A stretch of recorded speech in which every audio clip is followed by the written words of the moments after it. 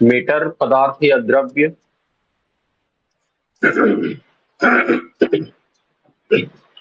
फिर क्या थी? मॉलिक्यूल्स, अणु, और अणु के अंदर हम लोगों ने देखा था क्या? परमाणु।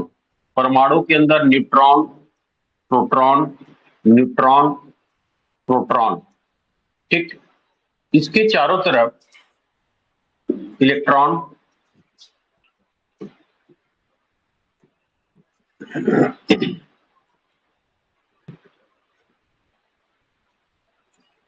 Minus charge, electron. फिर न्यूक्लियस में आपका न्यूट्रॉन, प्रोटॉन, न्यूट्रॉन, प्रोटॉन। इसको फिर टू पार्ट्स में डिवाइड किए थे हम लोग। प्लस ये क्या था? प्रोटॉन। ठीक, प्रोटॉन फिर आगे जाके डिवाइड हुआ था किसमें? क्वार्क में। किसमें डिवाइड हुआ था? क्वार्क। क्वार्क। और इस क्वार्क में हम लोगों ने देखा था कि दो अपर क्वार्क और एक डाउन क्वार्क। दो अपर क्वार्क था, एक डाउन क्वार्क। ठीक, वैसे ही आपका जो न्यूट्रॉन था, न्यूट्रॉन किस में डिवाइड हुआ था?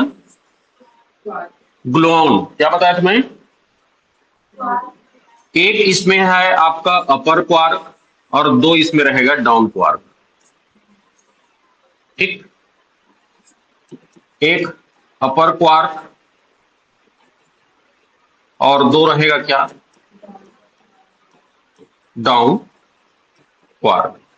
यहां पर दो अपर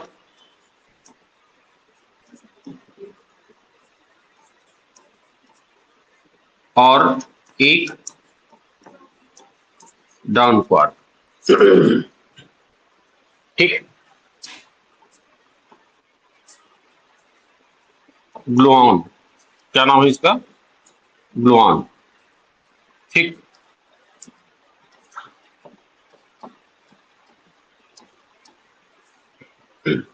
स्टार्टिंग में जब परमाणु को क्या मान गया था? अविभाज्य माना गया था।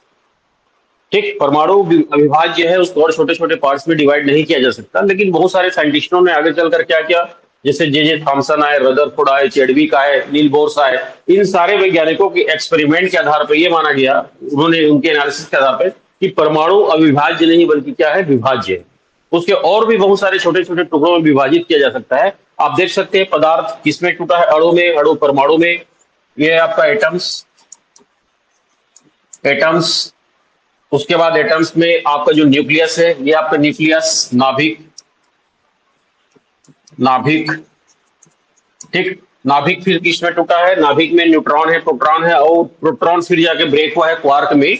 और आपका न्यूट्रॉन किसमें क्रैक हुआ है? ग्लूऑन पे।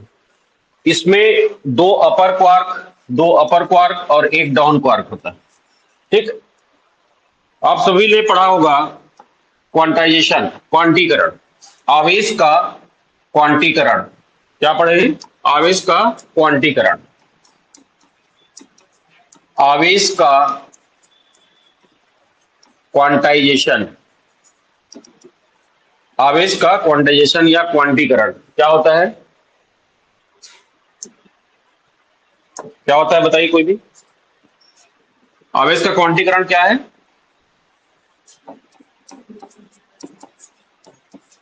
आवेश का क्वांटीकरण, चार्ज। क्या होगा? किसी भी पदार्थ में जो चार्ज उपस्थित होता है, पहले तो ये जाने कि एक इलेक्ट्रॉन का आवेश कितना होता है। एक इलेक्ट्रॉन का जो आवेश होता है 1.6 इंटू 10⁻⁻19 कूलॉम। 1.6 इंटू 10⁻⁻19 कूलॉम होता है एक इलेक्ट्रॉन में चार्ज। और यदि इसका मास देखें इलेक्ट्रॉन का, ये चार्ज है, ये कौन सा? इलेक्ट्रॉन तो माइनस में ही रहता है। हाँ, ठीक, माइनस में ही रहता है। उसके बाद है इसका मास। मास कितना है? 9.1 इंटू 10⁻31 kg। एक इलेक्ट्रॉन का द्रव्यमान 9.1 इंटू 10⁻31 kg और चार्ज कितना होगा 1.6 इंटू 10⁻19 कूलॉम। ठीक। अब एक इलेक्ट्रॉन किसी भी परमाणु का जो संरचना है किसके आधार पर माना गया है, इलेक्ट्रॉन पर। इलेक्ट्रॉन को परमाणु का संरचनात्मक इकाई माना गया है, मतलब इलेक्ट्रॉन से ही मिलकर परमाणु का निर्माण होता है। मुख्य तत्व किसको माना गया है, इलेक्ट्रॉन को। और एक इलेक्ट्रॉन का जो चार्ज होता है, जैसे मैंने कहा 1.6 इंटू 10⁻19 कूलॉम होता है। अब प्रत्येक पदार्थ में इलेक्ट्रॉन है, तो किसी भी पदार्थ में का चार्ज जो होता है वो इलेक्ट्रॉन के चार्ज पर डिपेंड करेगा। इस बात पर डिपेंड करेगा कि उस पदार्थ में कितने इलेक्ट्रॉन हैं। जितना इलेक्ट्रॉन होगा उसका उतना मल्टीपल हो जाएगा। तो किसी भी पदार्थ का जो आवेश होता है, किसी भी पदार्थ का आवेश चार्ज Q इलेक्ट्रॉन के आवेश के पूर्ण गुणज होता है। पूर्ण गुणज होता है। क्या होता है, इलेक्ट्रॉन के आवेश के पूर्ण गुणज होता है, मतलब उसके मल्टीपल में होता है। जैसे मान लीजिए किसी भी तत्व के एलिमेंट या परमाणु में कितने इलेक्ट्रॉन है, 5 इलेक्ट्रॉन है, तो उस पदार्थ का चार्ज कितना हो जाएगा, 5 गुणित 1.6 इंटू 10⁻19। यदि 10 इलेक्ट्रॉन है तो उस पदार्थ का चार्ज कितना हो जाएगा, 10 इंटू 1.6 इंटू 10⁻19 कूलम्स। समझ में आ रहा है। तो यदि मान लो पदार्थ का चार्ज Q है, तो उस पदार्थ का complete charge plus minus Ne हो जाएगा। क्या हो जाएगा, Ne, जहां पर N क्या है, नंबर ऑफ इलेक्ट्रॉन है। N क्या है, नंबर ऑफ इलेक्ट्रॉन, और E क्या है, इलेक्ट्रॉन का चार्ज है। समझ में आ रहा है। इसी को बोला जाता है क्वांटीकरण का सिद्धांत। किसी भी पदार्थ के क्वांटीकरण का सिद्धांत का मतलब यह है उस पदार्थ में उपस्थित टोटल चार्ज उसके अंदर उपस्थित इलेक्ट्रॉनों की संख्या का पूर्ण गुणज होता है, मतलब जितने इलेक्ट्रॉन होंगे उतना उसमें मल्टीपल हो जाएगा। ठीक। और यहीं से पता चलता है कि किसी भी पदार्थ को और छोटे छोटे टुकड़ों में ब्रेक नहीं किया। क्वांटीकरण का मतलब यह है वो पॉइंट्स में नहीं आएगा चार्ज। आप किसी भी पदार्थ का चार्ज ले लीजिए, वो पॉइंट में नहीं आएगा। जैसे मान लीजिए, या तो ये देखिए यहां पर 10 इंटू इतना हो रहा है, या इसका चार्ज 2/3 E नहीं होगा, या 1.5 नहीं होगा। पॉइंट्स में नहीं आएगा, किसमें आएगा, नेचुरल नंबर पे आएगा। या तो 6 ही होगा, 5 ही होगा। यदि आप इस पे n की वैल्यू रखते जाएं तो चार्ज क्या होते जाएगा, देखिए 1E। एक इलेक्ट्रॉन है तो 1E, 2 इलेक्ट्रॉन है तो 2E, 3 इलेक्ट्रॉन है तो 3E, 1000 इलेक्ट्रॉन है तो 1000E। मतलब इसके मल्टीपल फॉर्म में होंगे एक इलेक्ट्रॉन के चार्ज के बराबर। समझ में आ रहा है। यह है क्वांटीकरण का सिद्धांत। लेकिन जब बाद में क्या हुआ, साइंटिस्टों के द्वारा एनालिसिस और प्रयोगों द्वारा पाया गया कि पदार्थ को और भी छोटे छोटे टुकड़ों में ब्रेक किया जा सकता है। परमाणु के अंदर नाभिक होता है, नाभिक के अंदर और भी बहुत सारे क्वार्क मिला, आपको ग्लूऑन मिला। तब ये क्वांटीकरण का सिद्धांत थोड़ा सा क्या हो गया, आगे चलकर इन्होंने ये पाया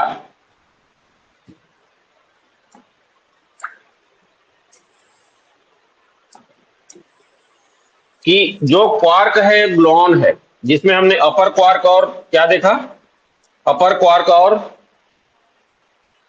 ग्लूऑन। ठीक। उसमें क्या चार्ज होगा, पहले देखिए प्रोटॉन। प्रोटॉन में हमने क्या देखा है, 2 अपर, 1 अपर क्वार्क, दूसरा अपर क्वार्क, और एक क्या है उसमें डाउन क्वार्क। एक अपर क्वार्क का जो चार्ज होता है 2/3E, 2/3E क्या होगा, 2/3E प्लस में ये भी 2/3 हो जाएगा क्योंकि 2 अपर क्वार्क है। ये हो जाएगा -1/3E, -1/3E किसका, ठीक, प्रोटॉन का। और आपका जो न्यूट्रॉन है न्यूट्रॉन में एक क्या है, एक अपर, इसका चार्ज हो गया 2/3, और पहला डाउन, डाउन का कितना होता है 1/3 माइनस में, सेकेंड डाउन का कितना हो जाएगा -1/3 अब इसको जोड़ दीजिए, 2/3 प्लस -1/3 -1/3 कितना हो जाएगा, जीरो चार्ज। कितना हो जाएगा, जीरो चार्ज। न्यूट्रॉन में क्या होता है, जीरो चार्ज होता है। ठीक, अब प्रोटॉन में जोड़िए, क्या होगा, कितना आएगा, एक आएगा, 1 प्रोटॉन का जो चार्ज होता है इलेक्ट्रॉन के चार्ज के बराबर होता है। बस कंडीशन है कि इलेक्ट्रॉन का चार्ज माइनस में और इसका चार्ज किस में होता है, प्लस में होता है। तो क्वांटीकरण का जो सिद्धांत अभी मैंने कहा था कि परमाणु के अंदर पाए जाने वाले जो क्वार्क और ग्लूऑन है उस पर उपस्थित आवेश और क्वांटीकरण के सिद्धांत को फॉलो नहीं करता। अब ये पॉइंट में आएगा, 2/3 है, 1/3 है, माइनस प्लस जो भी हो, लेकिन अब ये पॉइंट्स में आ रहा है चार्ज, तो यहां पर भी क्वांटीकरण का सिद्धांत क्या हो गया, फेल हुआ। ठीक, क्वांटीकरण का सिद्धांत फेल हुआ नहीं माना जा सकता, लेकिन उसके अंदर और भी बहुत सारे ऐसे पदार्थ होते हैं जो क्वांटीकरण के नियम का फॉलो नहीं करते, बल्कि वो हटकर उसका जो चार्ज होता है पॉइंट्स में आते, पूर्ण गुणज नहीं होता, इलेक्ट्रॉन के आवेश का पूर्ण गुणज नहीं होता। ठीक, क्लियर है यहां तक सभी को, और कोई डाउट बताइए। कल जो आप बोल रहे थे इलेक्ट्रॉन कैथोड रेस ट्यूब में नहीं हुआ है, एनोड रेस ट्यूब में हुआ है, ये बोल रहे थे ना। एनोड रेस ट्यूब में जो क्या बोलते हैं उसकी जो खोज हुई थी, प्रोटॉन की हुई थी। कैथोड रेस ट्यूब में इलेक्ट्रॉन की खोज हुई थी जो जे थॉमसन ने किया, और उसके बाद जब प्रोटॉन की खोज हुई वो केनॉल रेस ट्यूब या तो फिर उसको कैथोड रेस ट्यूब बोला, सॉरी एनोड रेस ट्यूब, वो प्रोटॉन की खोज हुई थी उसमें। ठीक है, और आपको पता है प्रोटॉन की खोज किसने किया था, हाँ, वोल्डस्टीन। ठीक, रदरफोर्ड ने क्या किया, नाभिक। स्टार्टिंग में गोल्डस्टीन ने क्या किया, प्रोटॉन की खोज की, और रदरफोर्ड ने परमाणु के अंदर संरक्षित, क्या चीज का, परमाणु के अंदर उपस्थित, हाँ? नहीं, परमाणु के अंदर उपस्थित, वो पता लगा कि ये जो प्रोटॉन जो खोज किया उन्होंने वो कहां पर संरक्षित है, परमाणु के नाभिक के अंदर। तो इसमें प्रथम श्रेय जाता है किसको, गोल्डस्टीन। प्रोटॉन की खोज की थी गोल्डस्टीन ने, और रदरफोर्ड ने बताया कि ये जो आपने खोजा है वो परमाणु के नाभिक में पाया जाता है। समझ में आ रहा है दोनों चीज। रदरफोर्ड ने कहा कि आपने जो खोजा गोल्डस्टीन को, जो प्रोटॉन खोजा है वो कहाँ है, परमाणु के नाभिक में सुरक्षित होता है। ठीक है, इस तरह से हुआ था। अब इसके बाद ये हो गया, आगे बढ़े। अब वैज्ञानिकों के द्वारा विभिन्न प्रकार का क्या दिया गया, मॉडल दिया गया, model of model of atom. ठीक, सर्वप्रथम मॉडल मिला solid spherical, solid spherical model, solid spherical model. ठीक है, सेकेंड मॉडल था प्लम पडिंग मॉडल। उसके बाद मॉडल आया क्या, न्यूक्लियर, न्यूक्लियर मॉडल। इसके बाद आया क्या, प्लैनेटरी, प्लैनेटरी मॉडल। ठीक, लास्ट में आया क्या, ठीक है, चलिए। सॉलिड स्फेरिकल मॉडल किसने दिया,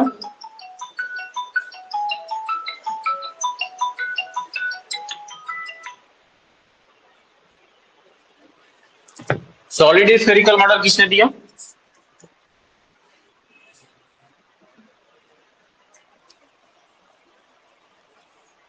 डाल्टन। किसने दिया, डाल्टन, जॉन डाल्टन। ठीक, प्लम पडिंग, जे थॉमसन, जे जे थॉमसन। न्यूक्लियर, हाँ, रदरफोर्ड।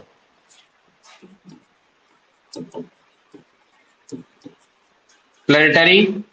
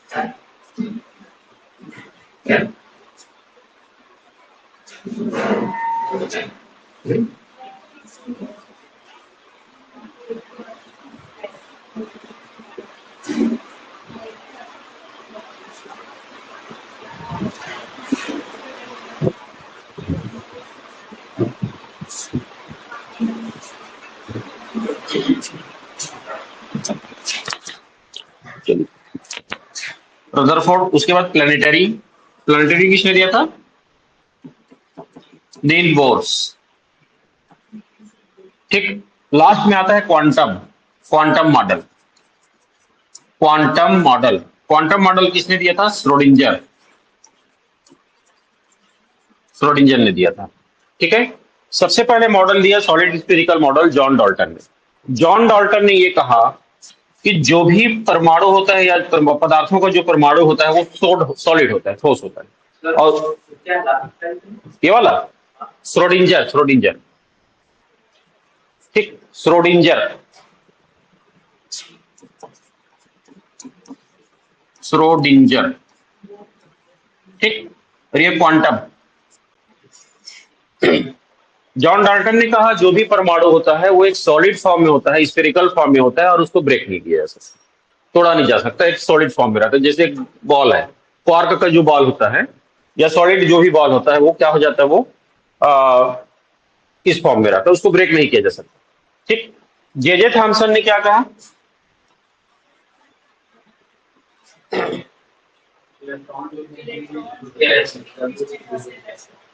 हम्म। थॉमसन का जो मॉडल था, इन्होंने दो तीन चीज बताया। पहला चीज ये बताया कि भाई एक प्लम पडिंग मॉडल में मेवा, ठीक है, एक मिठाई है मान लीजिए गोला, उसके अंदर छोटे छोटे छोटे छोटे मेवा को हम धसा दिए, जैसे मान ला इस प्रकार के है ये बीच बीच में क्या हुआ है, ये धसा हुआ है। ठीक। या फिर दूसरा चीज देखें, एक तरबूज, तरबूज के समान।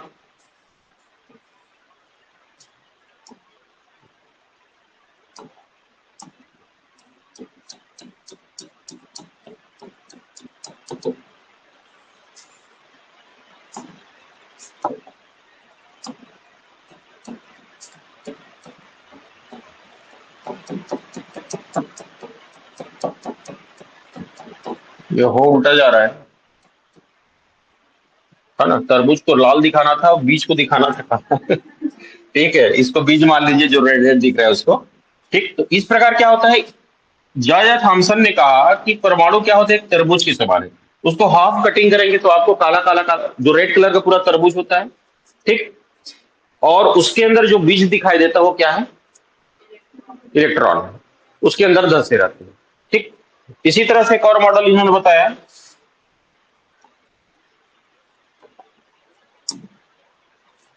ये पदार्थ है, इसके अंदर, इसके अंदर, इसके अंदर, इसके अंदर ऐसे करके क्या हुआ है, वो धंसा हुआ है पदार्थ, इलेक्ट्रॉन। ठीक। ये किसका मॉडल है? आपका प्लम पडिंग मॉडल, जे जे थॉमसन का। तीन प्रकार से इन्होंने दिया। इन्होंने जोर दिया धसा हुआ होना, जैसे मेवा धसा हुआ है, जैसे आपका तरबूज में बीज धसा हुआ दिखाई दे रहा है, वैसे ही क्या हो जाते हैं वो।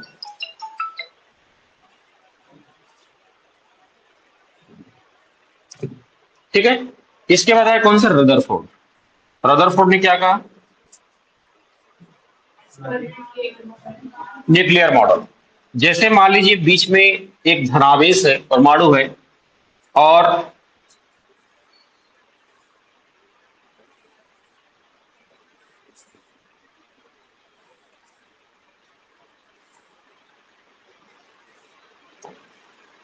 ये इलेक्ट्रॉन न्यूक्लियर मॉडल, जिस तरह से परमाणु बीच में नाभिक है उसके चारों तरफ इलेक्ट्रॉन कैसे करते हैं, मूव करते हैं, चारों तरफ चक्कर लगाते हैं।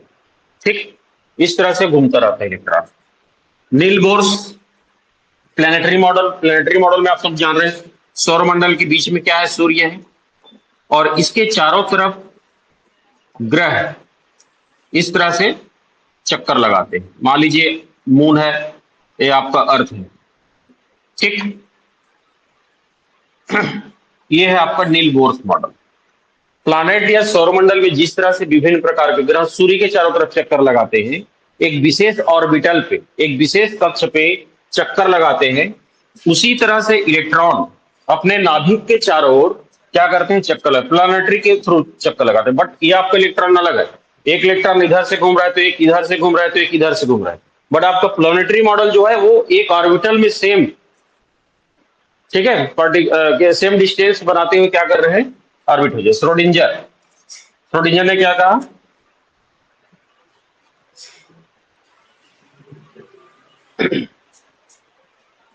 याद कीजिए, एक धनावेश है और इसके चारों तरफ इलेक्ट्रॉन की जो सघनताएं हैं वो पाई जाती है। ठीक है, क्लियर है।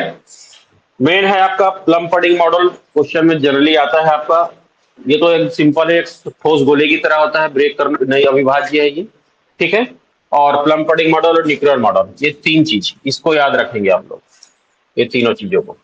ठीक, अब इसमें तीनों चीजें में कुछ स्पेशल कुछ कुछ पॉइंट्स हैं इंपॉर्टेंट, उसको मैं आप लोग को नोट्स करा दे रहा हूँ। ठीक है, जैसे इलेक्ट्रॉन, प्रोटॉन, न्यूट्रॉन, ये तीन चीज का इंपॉर्टेंट फैक्ट है जो एग्जाम की दृष्टि से आता है वो, और उसके बाद कुछ मॉडल का इंपॉर्टेंस। चलिए देखिए, नोट डाउन कीजिए।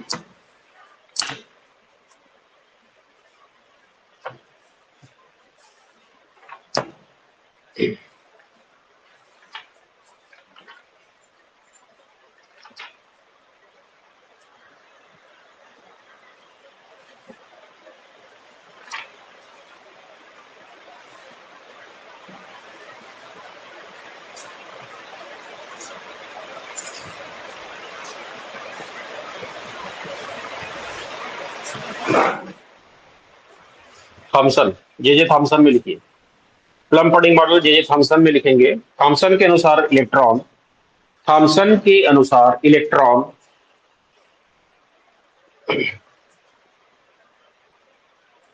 परमाणु की संरचनात्मक इकाई है, परमाणु की संरचनात्मक इकाई है।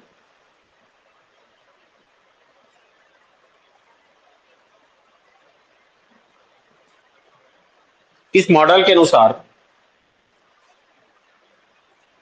परमाणु की संरचना, इस मॉडल के अनुसार परमाणु की संरचना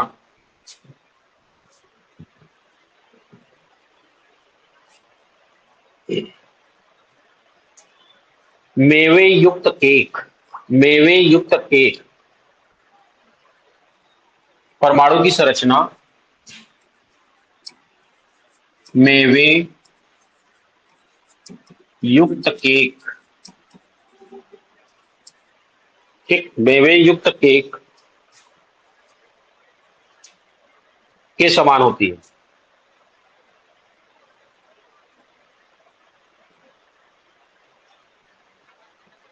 जिसमें संपूर्ण परमाणु, जिसमें संपूर्ण परमाणु धनावेशित गोले के समान होता है, धनावेशित गोले के समान होता है,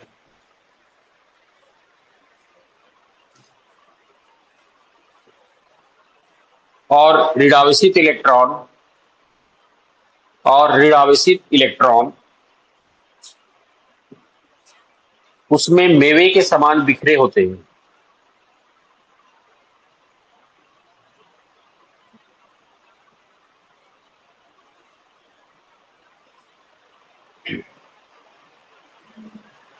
थॉमसन के अनुसार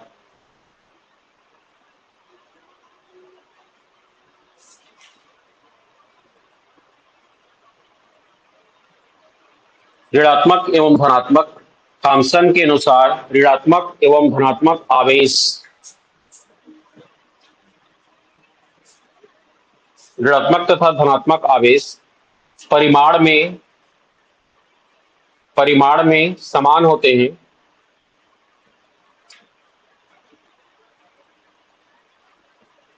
इसलिए परमाणु विद्युत उदासीन होते हैं।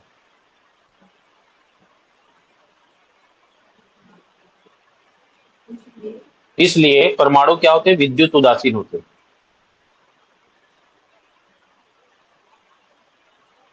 ठीक है, परमाणु को विद्युत उदासीन माना जाता है फाइनली यदि देखा जाए, क्योंकि उसमें जितने इलेक्ट्रॉन होते हैं उतने प्रोटॉन होते हैं। इलेक्ट्रॉन में जितना चार्ज होता है उतना प्रोटॉन में भी होता है, प्लस माइनस होते के कारण एक दूसरे को कैंसिल कर देते हैं माना जाता है, और वो उदासीन होता है। ठीक है, इस इलेक्ट्रॉन की खोज के कारण जे जे थॉमसन को नोबेल पुरस्कार भी मिला था 1906 में। कब मिला था? 1906। 1906 में जे जे थॉमसन को नोबेल प्राइज भी मिला था। ठीक, नोबेल प्राइज ऐसे कौन सा क्षेत्र है जिसमें नहीं मिलता है? कौन सा क्षेत्र है जिसमें नहीं मिलता? विषयों में। फिजिक्स में मिलता है, केमिस्ट्री में मिलता है, शांति नोबेल पुरस्कार मिलता है। अरे, अमर्त्य सेन को नहीं जानते आप? मिलता है। हाँ, अमर्त्य सेन जो हमारे भारत के थे, जिसको लगभग मेरे को याद नहीं आ रहा है, वो शांति नोबेल पुरस्कार मिला था मलाला यूसुफजई को। एक साथ, हाँ, एक साथ मिला था अमर्त्य सेन और उनको। किसमें नहीं मिलता है नोबेल प्राइज?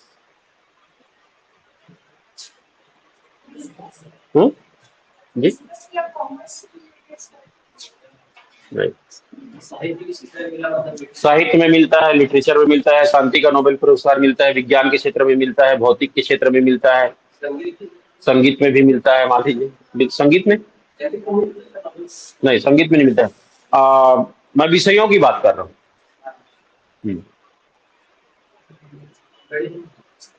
गणित में नहीं मिलता। ठीक है, कौन है मैथ्स वाले? मैथ्स वाले कौन कौन है आप लोग?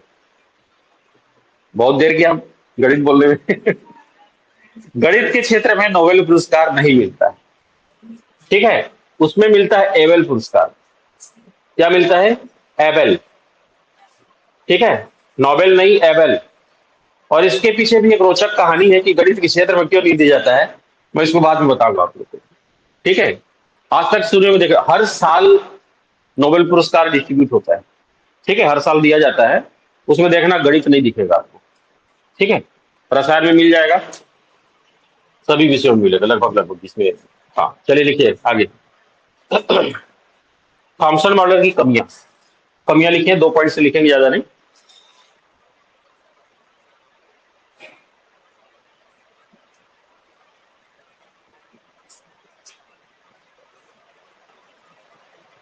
यह मॉडल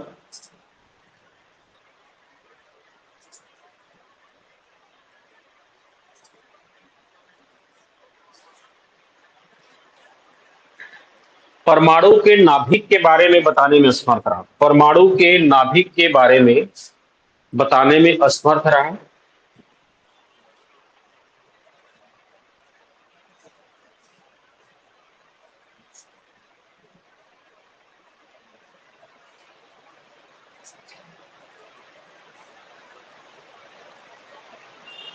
ठीक, दूसरा, परमाणु की स्थिरता को समझाने, परमाणु की स्थिरता को समझाने तथा नाभिक की उपस्थिति बताने में भी असफल रहा।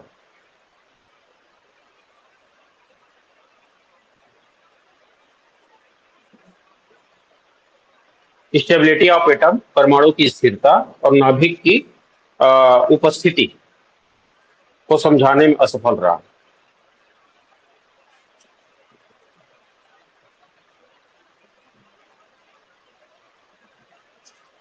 ठीक, हम लोग जो ये देख रहे हैं, देखिए ये मेवा है, या मान लीजिए तरबूज मॉडल में देखिए, तरबूज मॉडल में ये है धनावेश, धनावेशित भाग है ये, और ये है क्या? ऋणावेशित भाग। तो धनावेशित भाग ऋणावेशित भाग को अपने अंदर कैसे धसा के रखता है। जैसे मेवा, केक में भी मेवा धस के रखा हुआ है। ये वाला पार्ट्स मान लीजिए, ये कौन सा है, धनावेश, और ये जो आपको मेवा दिख रहा है ये क्या है, आपका ऋणावेश है। तो अपने आप में, अपने अंदर में धनावेश ऋणावेश को किस प्रकार से अंतर्निहित करके रखता है, इस चीज को ये नहीं समझा सके। ठीक है, नेक्स्ट लिखेंगे रदरफोर्ड। अगला है आपका रदरफोर्ड न्यूक्लियर मॉडल।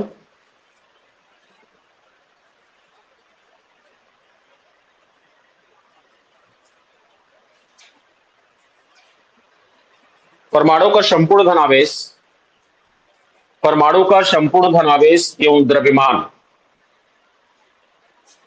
केंद्र में निहित होता है। परमाणु का संपूर्ण धनावेश एवं द्रव्यमान इसके केंद्र में निहित होता है,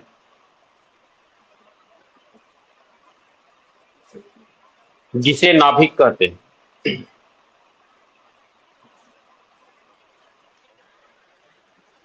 और नाभिक का आकार पूरे परमाणु के आकार की तुलना में क्या होगा, छोटा होगा। नाभिक का जो आकार होता है परमाणु के आकार की तुलना में क्या होता है, छोटा होता है। ठीक है, नेक्स्ट लाइन। इलेक्ट्रॉन नाभिक के चारों ओर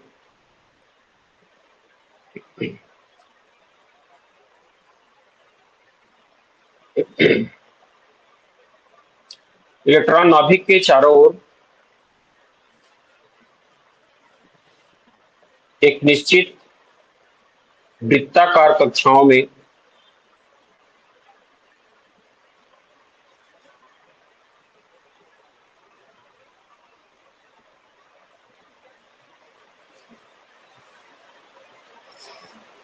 गति करते हैं।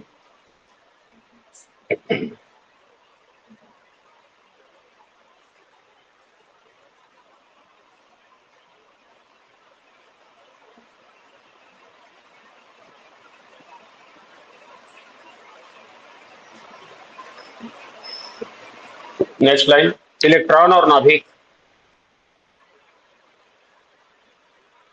आकर्षण बलों के द्वारा परस्पर बंधे रहते हैं।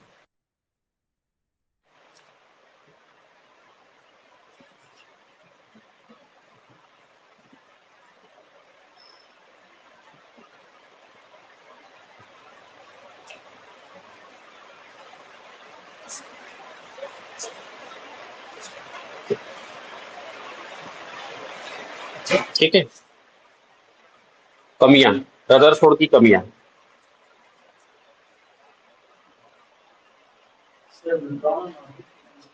है। इलेक्ट्रॉन और नाभिक आकर्षण बलों के द्वारा परस्पर बंधे रहते हैं।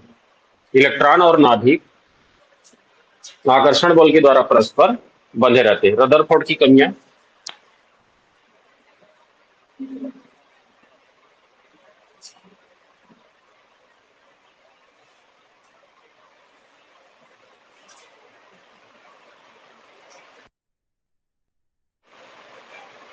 परमाणु,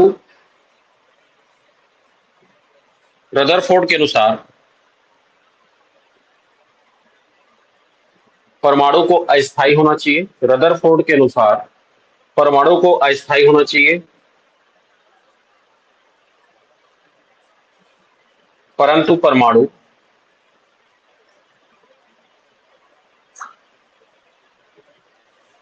क्या होता है, स्थायी होता है। रदरफोर्ड के अनुसार परमाणु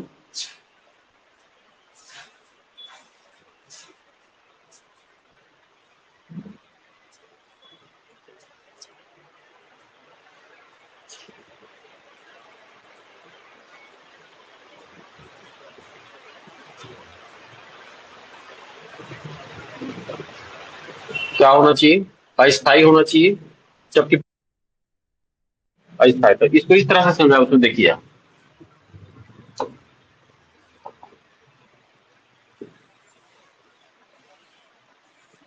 ये परमाणु का नाभिक है और इसके चारों तरफ क्या है, इलेक्ट्रॉन चक्कर लगा रहे हैं मान लीजिए। ठीक, रदरफोर्ड ने परमाणु के क्या कहा, अस्थायी, लेकिन,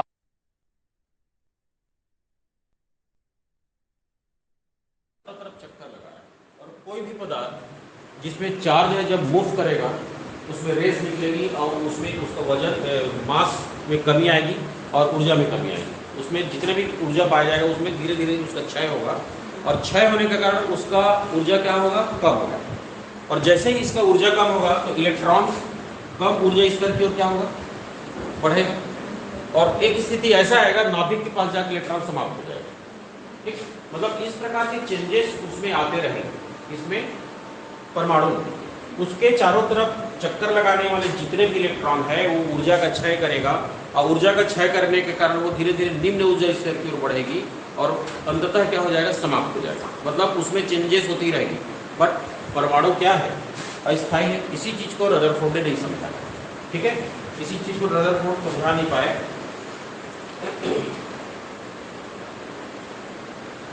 सेकंड आगे भेजिए में इस मॉडल में नाभिक के बाहर गतिशील इलेक्ट्रॉनों की व्यवस्था, गतिशील इलेक्ट्रॉनों की व्यवस्था के विषय में कुछ स्पष्ट नहीं किया।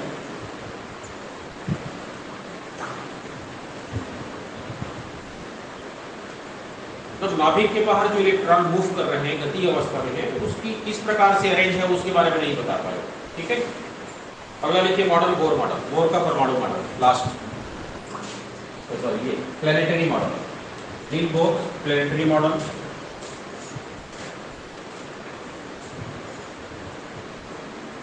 रदरफोर्ड में जो कमियां पाई गई थी उसी को दूर करने के लिए अपना मॉडल किसने दिया, नील बोर ने दिया। ठीक है, नील बोर ने अपने परमाणु मॉडल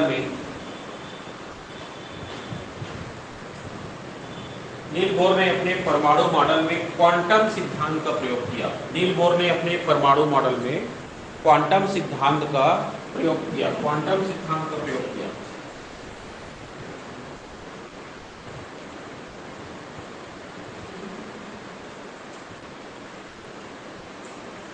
और इन्होंने कहा परमाणु में उपस्थित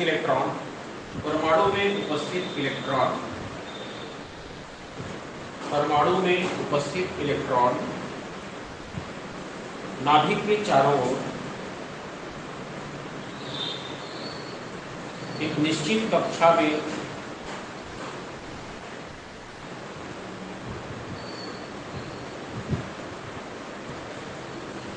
निश्चित ऊर्जा के साथ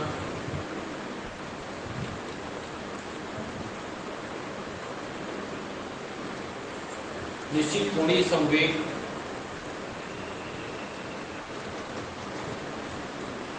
तथा नाभिक से अपनी ऊर्जा के समानुपाती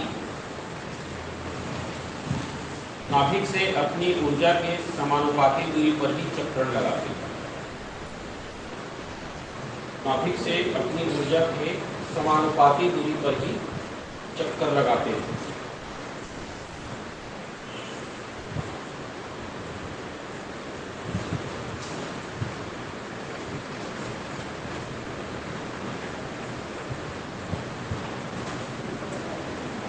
नाभिक के चारों ओर स्थित, नेक्स्ट लाइन में नाभिक के चारों ओर स्थित इलेक्ट्रॉन की कक्षाओं को बाहर की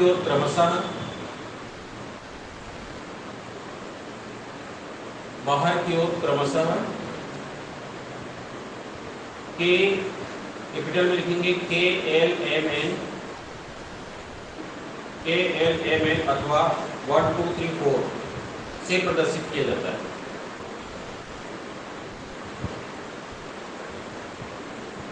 प्रत्येक कक्षा अथवा कोष की एक निश्चित ऊर्जा होती है।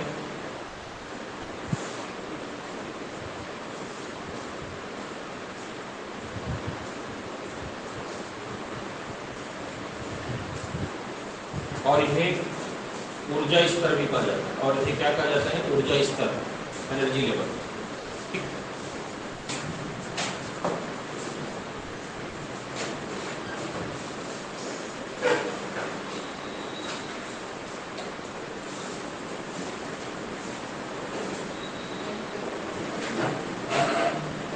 न्यूक्लियर मॉडल और प्लानिटरी मॉडल।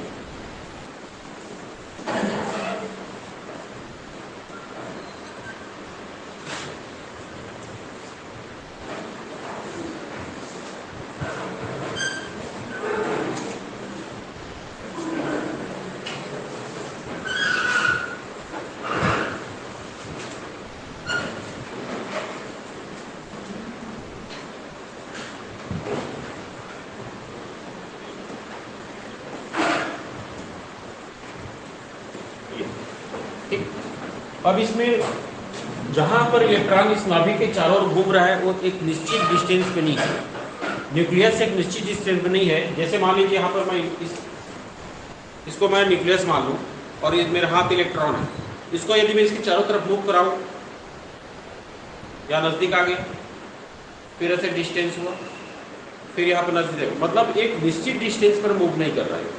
समझ में आ रहा है? इलेक्ट्रॉन एक निश्चित डिस्टेंस पे मूव नहीं कर रहा है।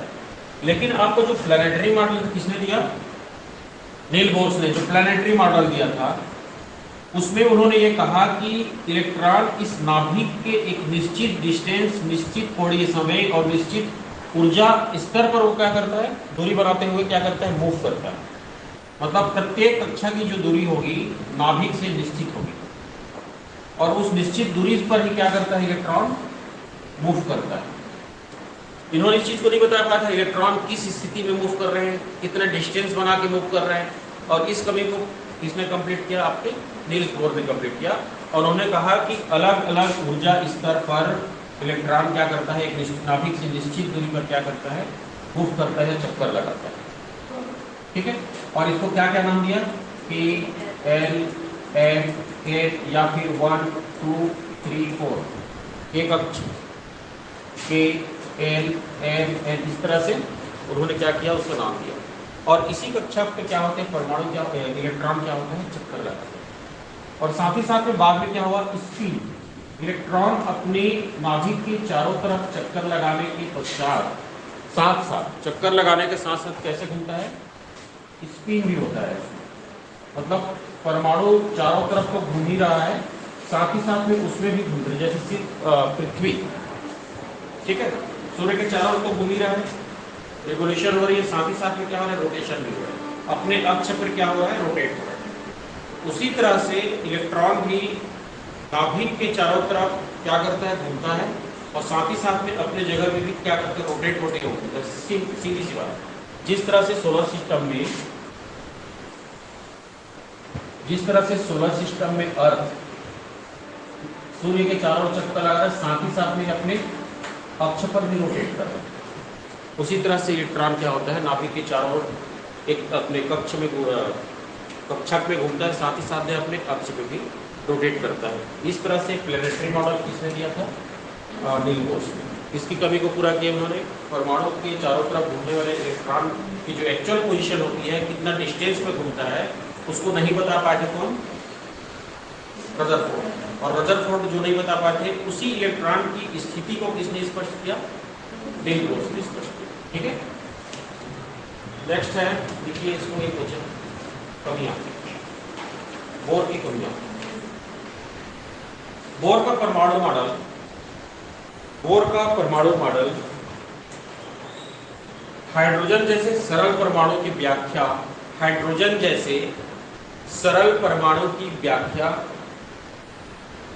करने में सफल रहा, परंतु अधिक इलेक्ट्रॉन वाले जटिल परमाणु की व्याख्या में यह अधिक प्रभावी नहीं था।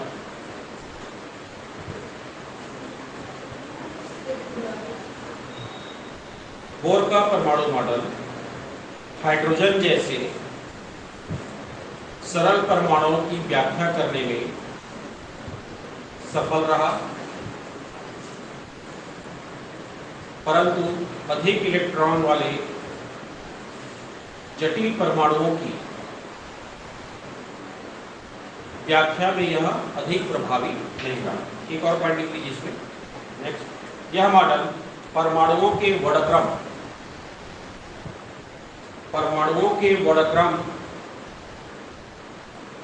पर विद्युत क्षेत्र के प्रभाव तथा चुंबकीय क्षेत्र में वर्णक्रम रेखाओं के विस्तार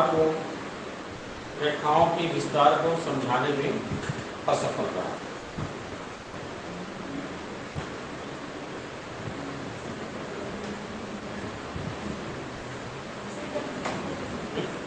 रिपीट करो।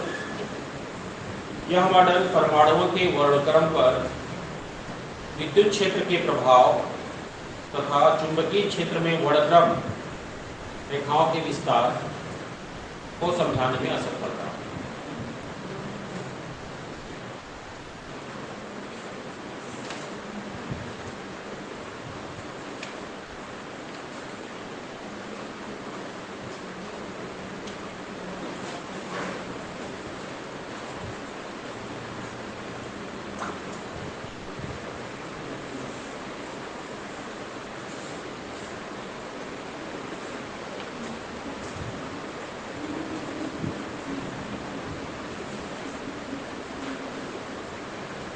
लास्ट लिखिए जिनको श्रोडिंगर क्वांटम फिजिक्स मॉडल, जिसको श्रोडिंगर ने क्या किया था, मॉडल दिया था, उसमें लिखिए फटाफट, टाइम भी हो रहा है।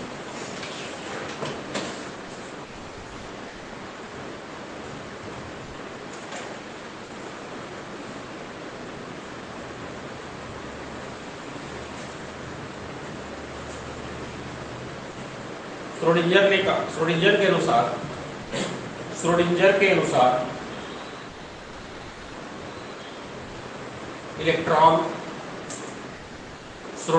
अनुसार इलेक्ट्रॉन एक कण नहीं है, एक कण या पार्टिकल नहीं है, बल्कि एक तरंग है। श्रोडिंगर ने क्या कहा, इलेक्ट्रॉन को कण या पार्टिकल नहीं माना, बल्कि उन्होंने एक वेव माना, तरंग। ठीक।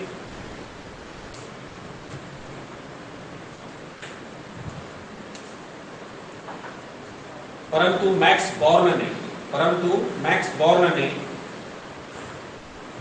एर्विन की संकल्पना में संशोधन करते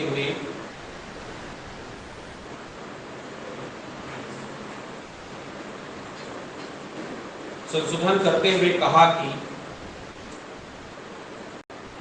इलेक्ट्रॉन स्वयं एक तरंग नहीं है,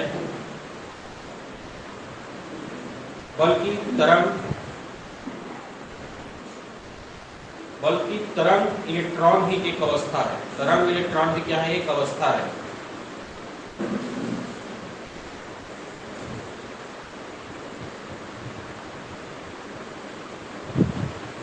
ठीक है। कहने का मतलब ये है, स्टार्टिंग में क्या माना गया, डुअल नेचर का था। क्या था, डुअल नेचर पाया जाता है, पहले पार्टिकल्स के फॉर्म में पाया जाता है, बाद में इन्होंने तरंग भी कहा। तो इसलिए एक अलग संकल्पना उत्पन्न हुआ, जिसको हम क्या बोलते हैं, डुअल नेचर ऑफ पार्टिकल। ठीक है, इसको लिखिए। इस सिद्धांत के अनुसार इलेक्ट्रॉन नाभिक से किसी भी दूरी पर उपस्थित हो सकते हैं। इस सिद्धांत के अनुसार इलेक्ट्रॉन नाभिक से किसी भी दूरी पर उपस्थित हो सकते हैं,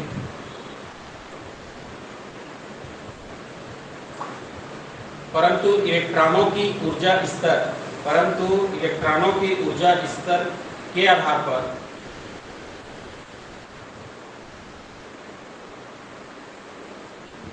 कुछ विशेष क्षेत्रों में इनके होने की सर्वाधिक संभावना रहती है। इन क्षेत्रों को कक्षक कहते हैं।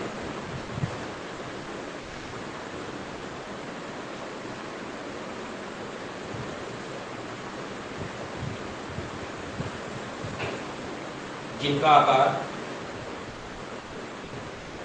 आकार मतलब कक्षक का आकार गोलाकार, डंबल आकार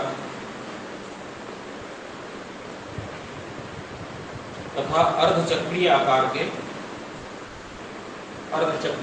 होते हैं।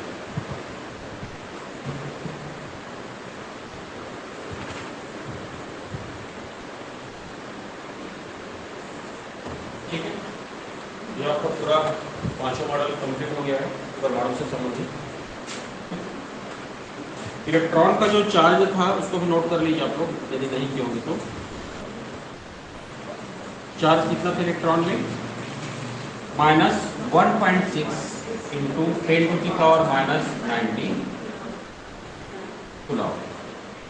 मास माइनस कैसे है?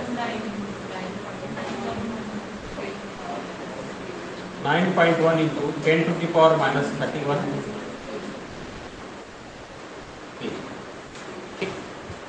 इलेक्ट्रॉन का जो द्रव्यमान होता है, हाइड्रोजन परमाणु के द्रव्यमान का 1836वां भाग होता है। क्या होता है? इलेक्ट्रॉन का द्रव्यमान हाइड्रोजन परमाणु के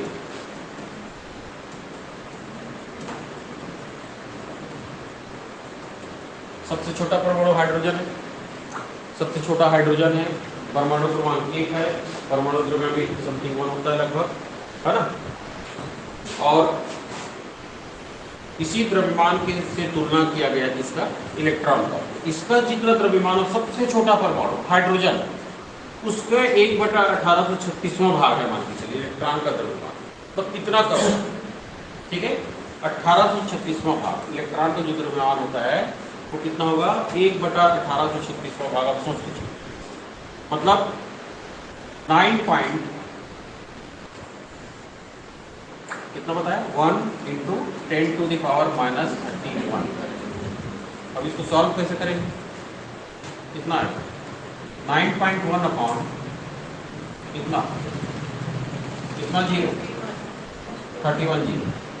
अब उतना को उतना से डिवाइड कर दे, कितना आएगा सोचो।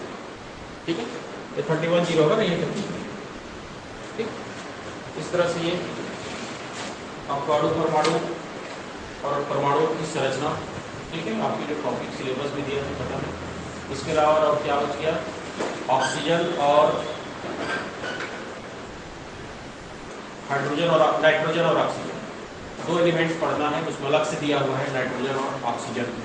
ठीक है, इसके बाद है आपका मेटलर्जी आएगा, धातु का।